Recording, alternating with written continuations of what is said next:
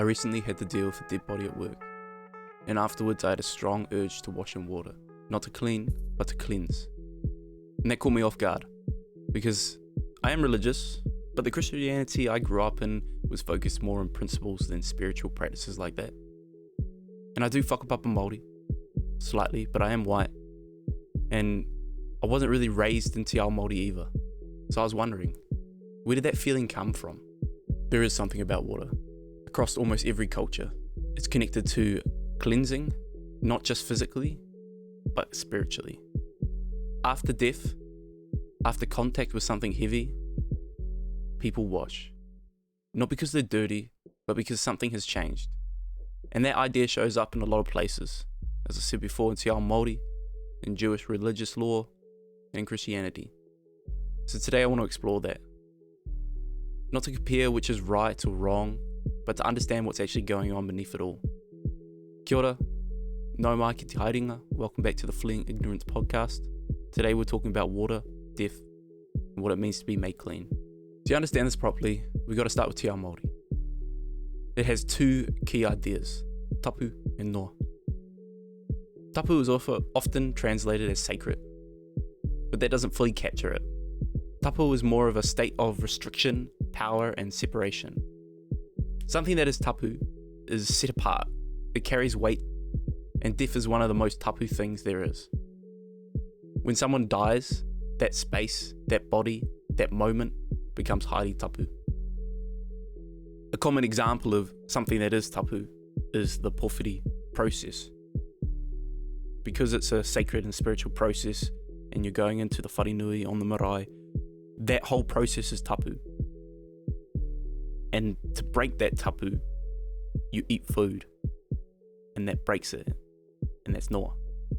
After being around those spaces or in that zone, especially in death, people don't just carry on as normal. There's a process to return to everyday life. That's where noa comes in. Noa is balance. It's the removal of tapu, and water plays a big role in that. Washing hands, sprinkling water, these aren't just symbolic acts. There are ways of transitioning from a state of tapu back to a state of noa.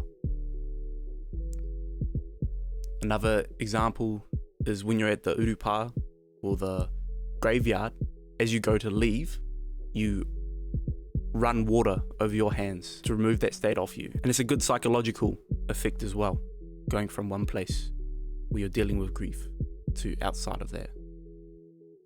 And here's the thing, it isn't just about hygiene, it's about order and recognizing that something significant has happened. You don't just ignore it, you respond to it, and water becomes the bridge between those two states. Now if we move on to Jewish tradition, we see something surprisingly similar. In Jewish law, there are detailed practices around ritual purity, contact with dead, especially a dead body, makes a person spiritually unclean. Not sinful, but unclean. And again, that's an important distinction. It's not about moral failure, it's about a state that requires transition. One of the key practices is washing something through a spiritual ritual bath known as mikveh. And I'm sorry if I mispronounced that. Water is used to restore a person, not physically, but spiritually and ritually. There's also a deeper idea here.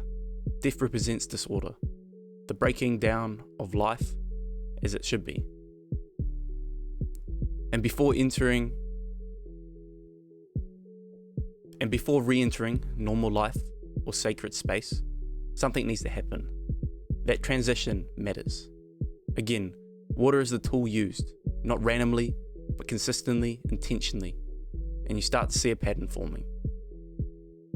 The pattern across cultures, water is used as a boundary between states, between life and death, between sacred and normal, between disorder and order. It makes a shift.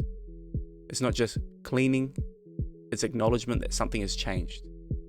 And maybe that's something we've lost a bit of today. We move through heavy moments without making them, without transitioning properly.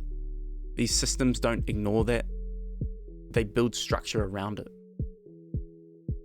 Now, from a Christian perspective, water shows up again, but in a slightly different way. You see it most clearly in baptism. Baptism is about being washed. Not just physically, it represents a deeper cleaning, a turning point. In Christianity, the idea is that the real issue isn't just ritual impurity, it's sin. And water becomes a symbol of making something new, or being made new. It's not just returning to normal, it's about being transformed. And where earlier systems focused on restoring balance, Christianity pushes further to renewal. But even here, the pattern is still there. Water makes the shift from one state to another. So why water? Because if you do subscribe to the Christian thoughts, then God clearly put it in there into Jewish law, obviously, as he wrote that, for a reason, because it does have properties. So I'll just, I suppose, speculate or see what my thoughts is. One thing, I guess, is because water actually is or does clean, right? You do use water to actually clean your clothes, your hands, when you're actually physically dirty. And that feeling of being around death or bad things just makes you feel dirty. And I believe we shouldn't just move on from that space and just carry on with life. It should be stopped and thought about to prevent it or to reflect on how you're living. And these practices are helpful from a psychological point of view. So that water that you use to clean yourself when you're physically dirty is the perfect tool to clean yourself when you're spiritually dirty or spiritually in a state of tapu. And that's such a beautiful thing, man. I mean, what's more beautiful than a fresh, water source?